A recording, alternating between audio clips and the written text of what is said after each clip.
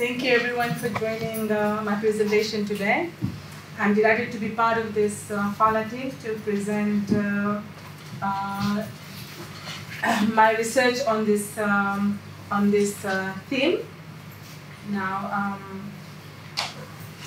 the objectives of this chapter was to evaluate the level of extent of community participation in ecosystem-based adaptation activities related to food security and identify factors that may hinder or facilitate their participation, examine the existing national policies and strategies that are intended to support local communities in the context of EBA for improving resilience and food security, and assess their effectiveness in addressing the needs and concerns of the communities, identify gaps and limitations in the current policies and strategies that hinder the effective implementation of EBA at the community level, because everything starts off at the community level when we talk about EBA, and community and stakeholder perspectives and insights on how to strengthen the involvement of local communities in EBA activities to ensure food security and to ensure that policies and strategies align with the needs and priorities of the communities. So those were the 4 objectives of this particular chapter. Now I have 2 study sites. I have study sites in 2 different countries. The first one is in Fiji. So in Fiji I studied different villages in Taveuni. So Taveuni is part of the Kondrove province. And then I came to Maduwata province and then did my research in those 2 areas, but each site had 5 villages. So in total I had 10 villages. I'll talk about it more when I go on methodology. And then in Vanuatu, both the research sites were near the city, near Port Vila, so it was Black Sand and Takabe. And then we had this area where it's Port Vila trees, green space. So these were my sites. Now here comes the methodology part. Now objective was to evaluate the community engagement in EBA practices in Fiji and Vanuatu and to assess the alignment with national policies. Now there were both approaches used. So it was quantitative and qualitative data collection methods. And site selection. Now for Fiji and for Vanuatu, I had to contact different organizations to see which villages in those particular areas practiced ecosystem-based adaptation for their farming. And the participants, there were household surveys. So for each village, I selected 10 households and then went and interviewed them using Kobo. I put in the data. And then focus groups, the same, I chose 10 participants per group, and they were by categories of men, women, elders and the youths. They all had their own views. And then the key informant groups, so these were the stakeholders, municipal councils, market associations and relevant ministries. Now, why municipal councils? Because they were looking after markets. So the farmers who were planting and going had extra, so they were selling. So that's how I got data, and I had to include municipal councils, market associations. They also saw differences. And the relevant ministries were the Ministry of Agriculture, Ministry of Environment, and so forth. Now, data collection methods. So it was interviews, household surveys, focus group discussions, key informant interviews, and talanwa sessions. Now for talanwa sessions, it was mainly with the elders because it was better for me to get information from the elders when we talk to them. It's difficult to formally go and start asking them questions. So talanwa sessions made it informal and they were more open to give their views and perspectives to me. Now transit walk was conducted in all the villages. Now each village I had to choose particular area and then stock take of the crops they planted, crops, flowers, because my my research is on food security and livelihood. So it wasn't only food which I looked into, so it was also looking at livelihoods. So whatever they planted, either for food or for ornamental plants. So I took all those things into consideration. So it wasn't only food crops. So it was trees, crops, livestock, ornamental plants and all that. And then data analysis was qualitative and comparative. So that's about the methodology. Now, food security variables in enhancing EBA effectiveness. So there was 4 different food security variables which I studied. So availability and diversity of nutritious food. So it was looking at the availability and the diversity. That means the types of crops they planted and the nutritional value those crops had. And physical, economic, and social access to nutritious food. So if there is diversity in food, in crops they planted, that means they had nutritious food. So for example, if you just plant one crop, that's only one particular group of crop you are having that for dinner or any meal. And then adequate utilization of food items consumed to maintain a healthy nutritional well-being. So EBA can also promote adequate utilization of food items consumed to maintain healthy nutritional well-being. And then strengthening ability of food systems. So those were the 4 different food security variables, because this chapter is not talking mostly on livelihoods, on food security.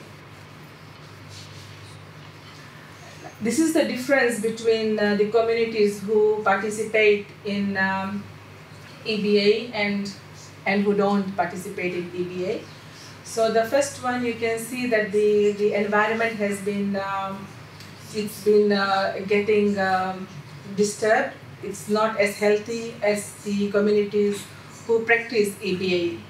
So the diagram shows that there's more landslides, there's a lot of degradation, and deforestation is happening, there's coastal erosion, and the villages, they seem to be not engaged. And then houses and farms look neglected because they are not considering all those things. Now, the other side is where our communities are taking more interest in EBA. So you can see that there's lush green landscape, healthy riversides with the vegetation, and thriving mangrove forest. Villages are actively engaged, and well-maintained houses and farms. So this reflects that there is resilience and prosperity. Now comes my data analysis.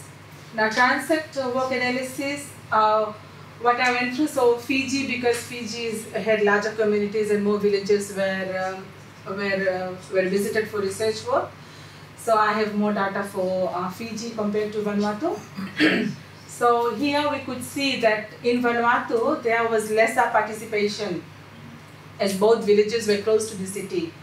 Whereas Fiji, the villages were located in the rural areas, and we saw there were more, they participated more compared to Vanuatu. And in Fiji, there is lots of assistance given by the ministry to the farmers. And the ministry actively involves with the farmers. Now, looking at the policies, mostly I found out that both Fiji and Vanuatu, their policies are to par, apart from the first one, availability of diverse and nutritious foods. You can see Fiji and Vanuatu. Fiji is in blue and Vanuatu is in green. So one thing absent or is not there in Vanuatu is farm to table policy, which Fiji is practicing. So that's the only policy which is not there in Vanuatu, whereas the others are almost the same. Now, community perspective, gaps and limitations in current policies and strategies that hinder the effective implementation of EBA. So there were 5 different categories which I analyzed. So policy and governance gaps, I wouldn't read each and everything because due to time constraint. And then policies are one bit, and then financial constraint. Everything we do, we need money. So sometimes people want to practice something and then there's hindrance because there's lack of funds. And community engagement and implementation. There's always an issue where communities sometimes they practice, for example, they practice EBA for a while and then say, oh, it's working very slow, and then they stop. So we have to encourage them. And then integration of EBA into food security policies. Policies fail to integrate ecosystem conservation. And then interagency coordination between ministries, between different ministries. For example, Ministry of Climate Change and Ministry of Agriculture in Fiji. Sometimes there's lack of communication or connection, right? So it affects. Now, regulator perspective. Regulator perspective is the regulatory bodies, for example, the ministries. Now, it's the same thing. So, policy framework and institutional integration, coordination and governance structure, financial and resource constraints, the same thing which we discussed. So, looking at Fiji and Vanuatu, so there are different challenges, and the ratings are as such. I did from 1 to 10, and you can see the only place where Fiji is moving ahead is the food security integration, EBA integration. So it shows that Fiji is participating more into this EBA practices. Gaps. Now for the regulator community, it's the same thing, the ministries and all that. So that's the data which are collected. Now you can see that that the regulator and the community. So regulator is the ministry, communities are the communities, the villages. So that's how they participate. So the regulator, the ministries, they are always active. Now this is the crops and plots. Now it shows the crops. It means that the crops are in orange and plots are in blue. So crops is the diversity of the crops. For example, what different types of crops they are planting, and plots is the number of plots per community or per mine research site. So there are 10 different sites for Fiji and 2 for Vanuatu. So that's how I got the data. Now this is a bit complicated, bit busy, looks busy, because this is the data from the transect work. So this is the diversity of crops and plants planted by the communities. So in Vanuatu, you can see like it's significantly lower than Fiji. That means Fiji, they are planting more crops and vegetables and trees and the ornamental plants. So there are different factors affecting. So Fiji has higher number of crops and plots per village because they also have much more land. And then Fiji's agricultural sector is more developed. Community structure and labor division. In Fiji, there is structured approach where community members take turns in farming. So usually they go in the morning, and when it's hot, they come in, and then in the evening they go again. And in Vanuatu, older generations primarily engage in backyard farming, and land availability is a key factor. So thank you so much for listening. Now it's a question.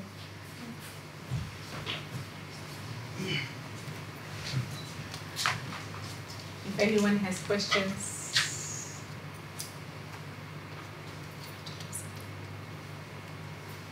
Yes, thank you very much. That's very interesting work. I was wondering how you actually, maybe you explained that I didn't understand very well, how you measure the gaps, community versus regulator priority.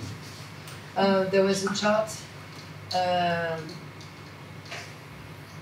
Yeah, so this, how do you measure this?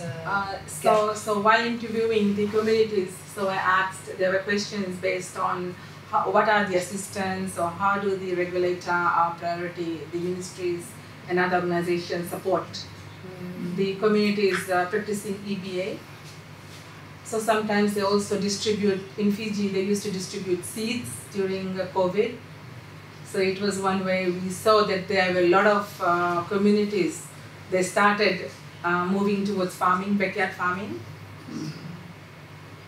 I see.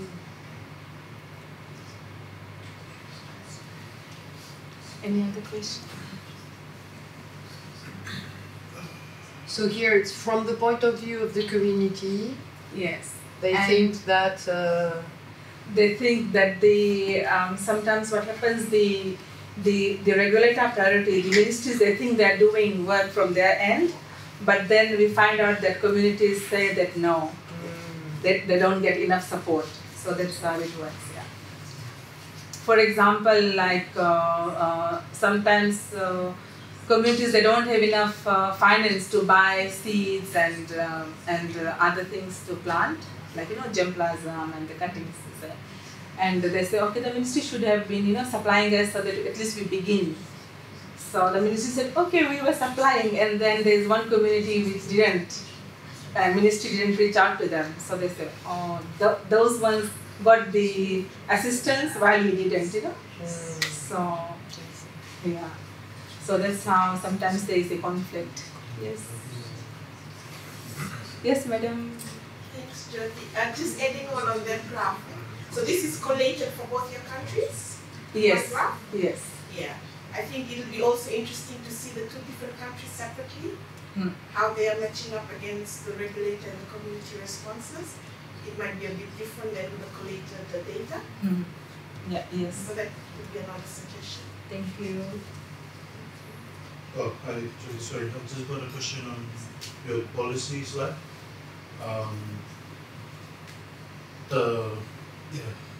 Before that, the policies one type. Yeah, so this one, my question is a simple one on what your thoughts are based on how, I guess you can tell by the graph how governments are focused on that one in the middle.